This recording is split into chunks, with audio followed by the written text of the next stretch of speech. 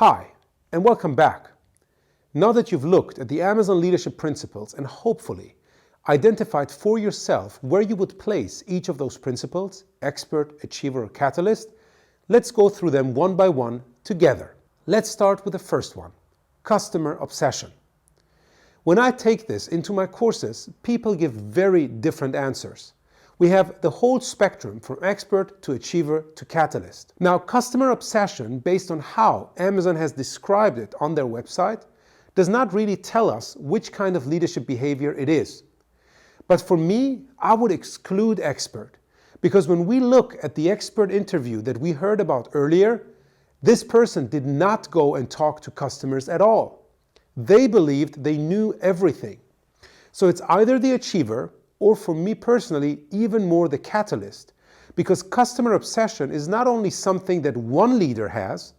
A leader should make sure that everyone on their team is obsessed with their customers. Next up, ownership. Ownership, again, can be considered as something that is very much an expert, who has everything in their hands, who owns the stuff. But it doesn't have to be that case, because you can even make the case for a catalyst leader who has the ownership, because they drive ownership in other people. Next, invent and simplify. If this is about you as a leader inventing and simplifying things yourself, it would definitely be more in the category of an expert leader.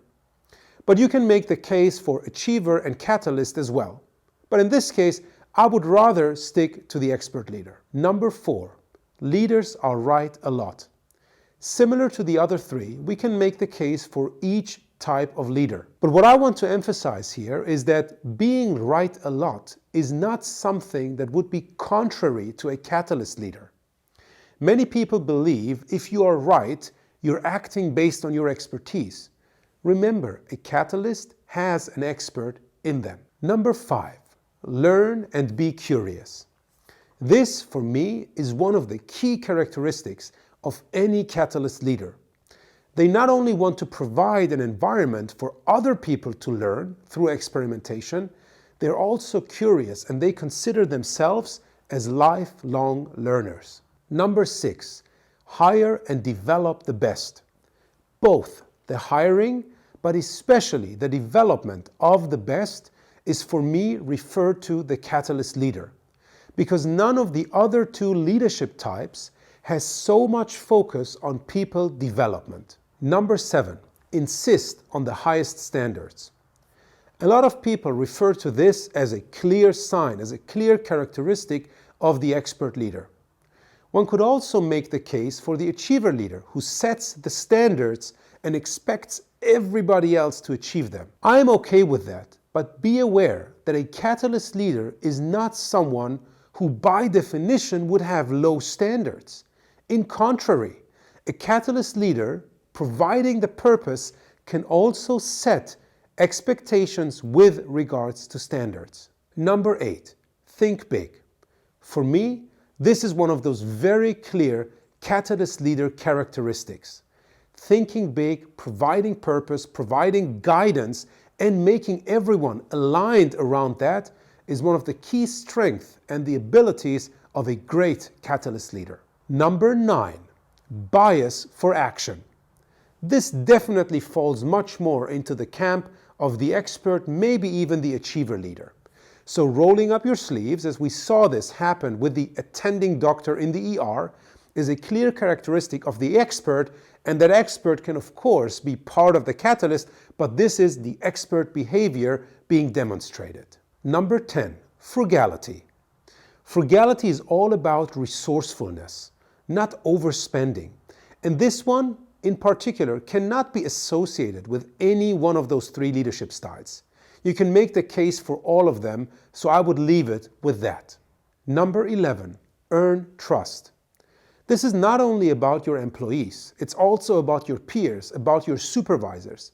It's also about earning the trust of your customers. For me, this is one of the key characteristics of a catalyst leader.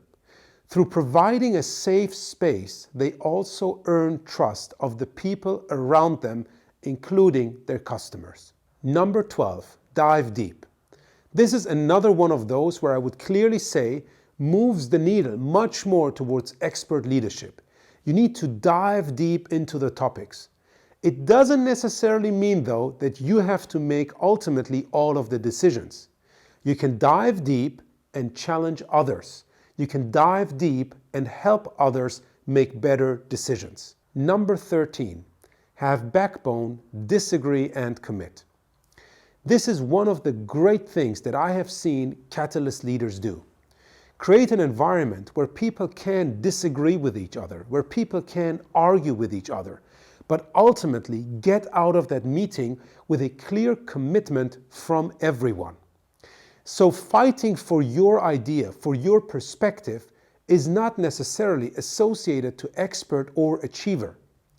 If you tell everyone to follow your directive, it would be one of those. But if you're sharing your ideas in order to provide the context for everybody else, this can also be true catalyst. So this one, I would move the needle towards the catalyst. And finally, number 14, deliver results.